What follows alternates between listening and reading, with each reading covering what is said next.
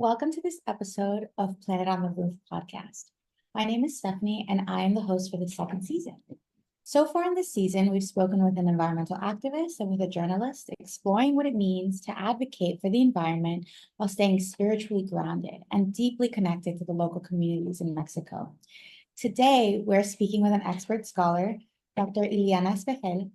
She has dedicated her career to studying and protecting Mexico's coastal ecosystems and arid zones, leading more than 30 environmental planning projects at regional and national levels. Her contributions to policy, evaluation, conservation strategies, and scientific research have made a lasting impact. In recognition of her incredible work, she was honored with the National Ecological Merit Award in 2017, one of Mexico's most highest environmental distinctions. Today, stay tuned as we dive into the discussion about the threats facing coastal and arid ecosystems, the intersection of science and policy, and the future of conservation in a changing climate. Dr. Espejel, welcome to Planet on the Move. We're so excited to have you here today. Thank you very much for the invitation. So we just wanted to speak to you a little bit. We noticed that you've dedicated so many years to important research in Mexico about these coastal ecosystems, arid zones, and just so much on the environment in Mexico. We just want to ask, so what initially inspired your passion for environmental research? Well, there are many things that inspire the work of a person, but first is, and that's what I recommend, is that all my childhood, I spent it with my family, traveling by car all around the country. So there I learned about the diversity of landscapes in Mexico. So I recommend to travel in your countries.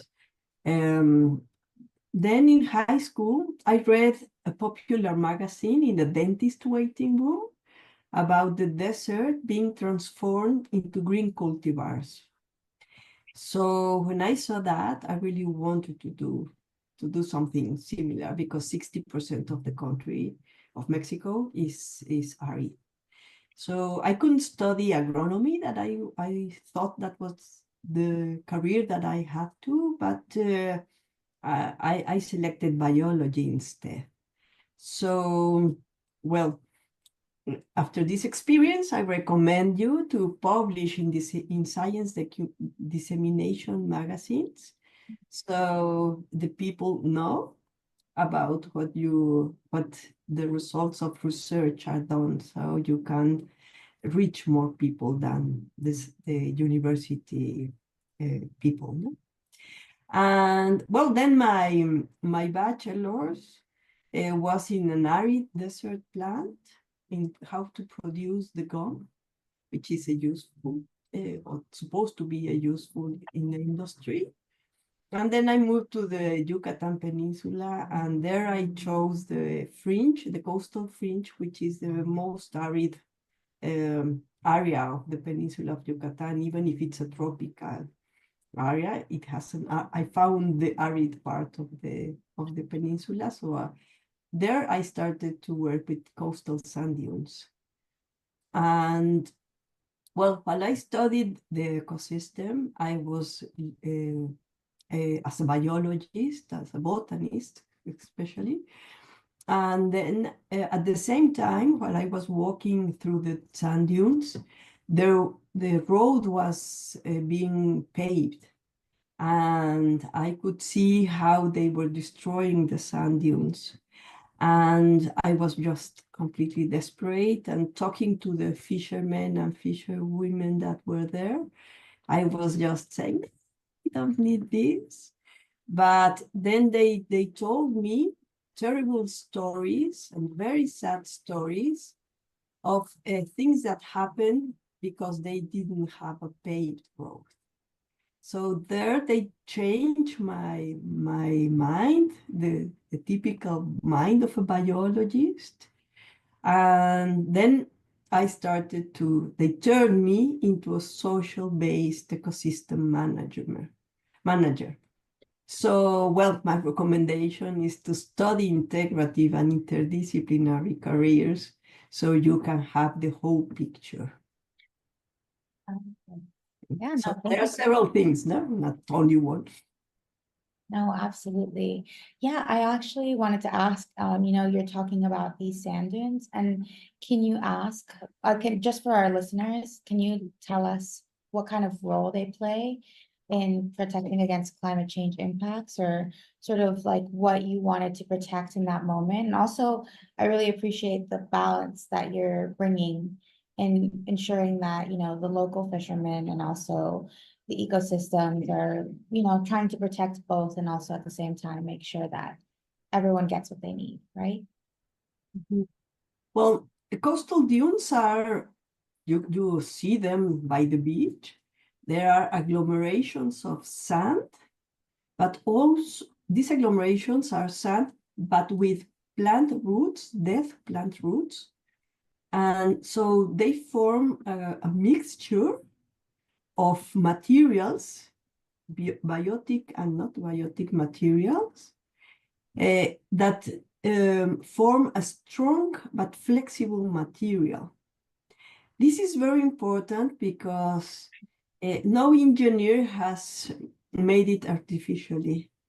The way these sand dunes formed by this material have many functions, but especially they protect inland from extreme events like strong winds and inundations or floodings.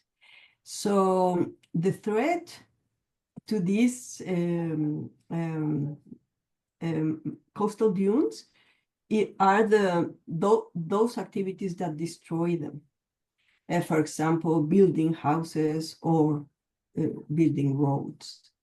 So when you destroy that, you destroy the best and main ecosystem that protects inland and other activities that occur inland from these events. So with climate change, that says that, or we can see that it's increasing the inundation because of the sea level rise.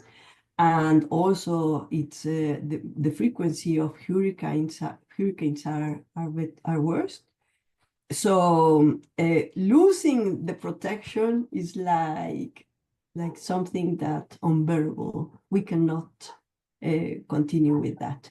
And we are not saying that do not build anything or do not develop the coast, but you can do many of things that development means just behind the sand dunes.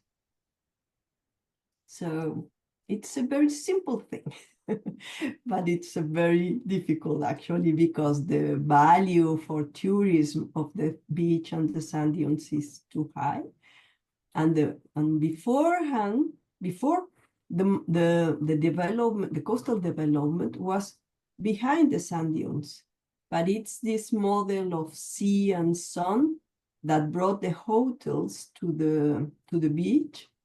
They wanted to be just in front of the sea, and that was the model that it's really perturbating the coast. I think it's so interesting how nature has always been protecting us, how it can continue to protect us, even in something that maybe people might not see as something so important like sand dunes, like what you've just said, I think is so important. I think that for people who are not as familiar with all of the ecosystems in Mexico, or at least with the situation, what is some of the biggest threats to these ecosystems at the moment? Well, for me, the threats are the human activity. I mean, the ecosystems can adapt to natural changes. Actually, sand dunes are a very good example for that. They are dynamic and they move and flow with the different changes.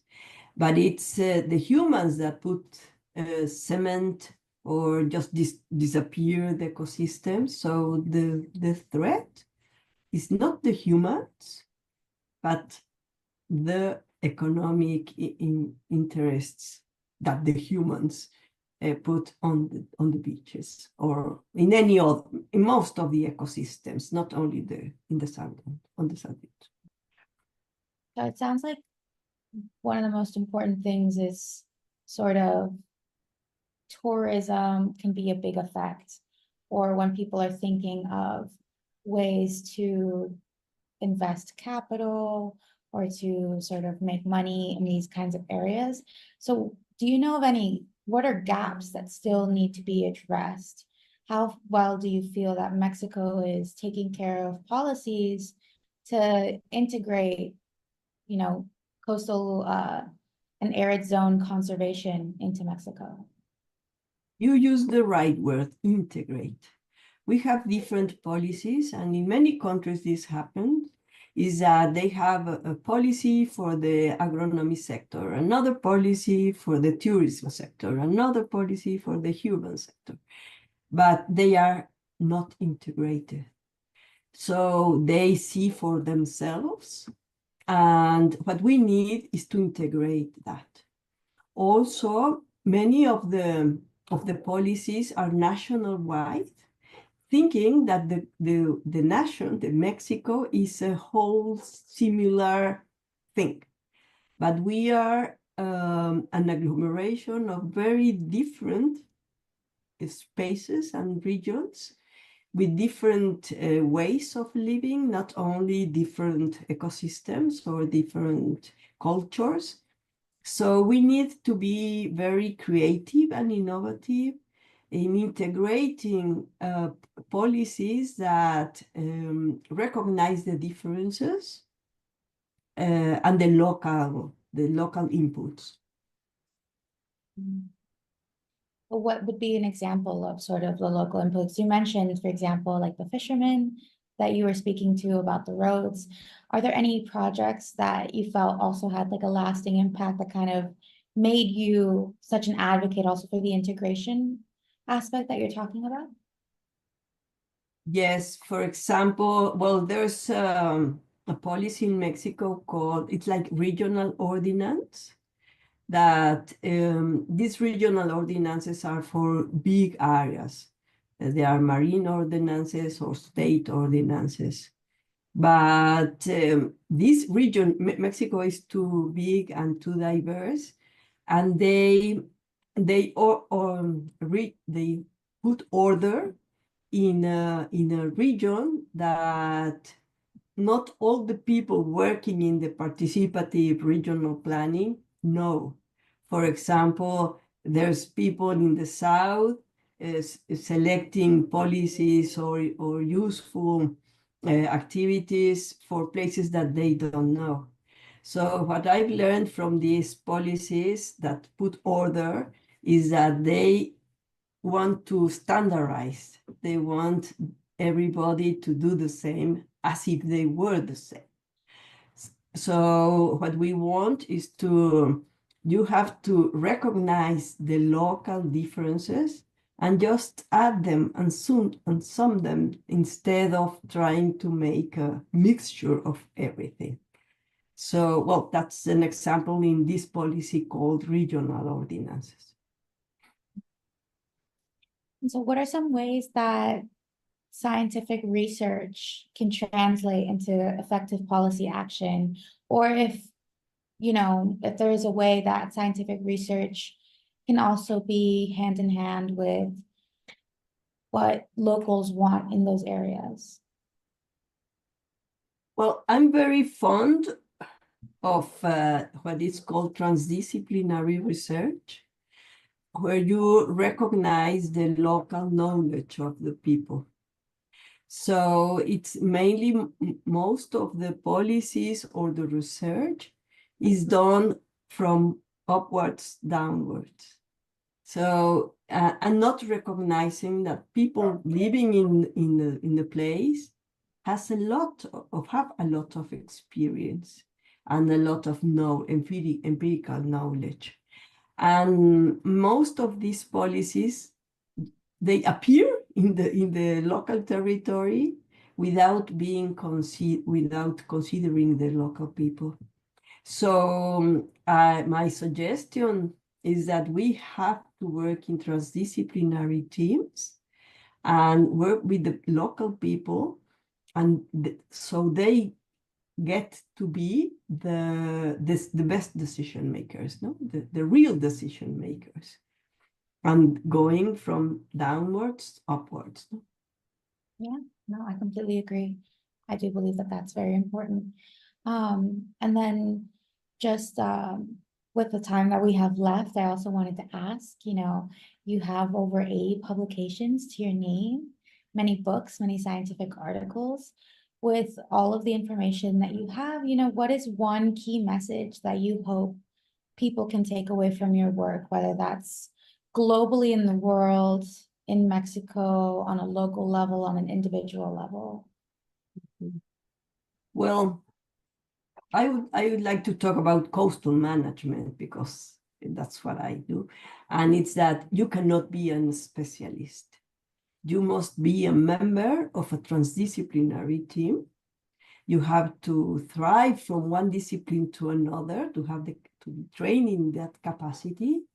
And from one idea to another, you cannot stick to one previous idea. And you have to develop a complex system brain and an integrative action mind. The coastal research is dynamic as the coastal itself. So you have to build teams, team working in a very dynamic and very creative and innovative way. Thank you so much. Dr. Espejel, thank you so much for sharing your expertise with us today. Your dedication, the research, and the work that you've done to protect Mexico's coastal and arid systems and ecosystems, it's very inspiring. It's very important, and I've seen from what you've told me that science, policy, community engagement, all of that must work together to ensure a sustainable future. And I feel that your work is at the heart of that mission. So I just want to say thank you so much, Dr. Espejel, for coming on the show. Thank you. Yes, thank you. And also, listeners, thank you so much for tuning in. We hope that you stay engaged, that you stay informed, and we'll see you next time for another conversation on the future of our planet.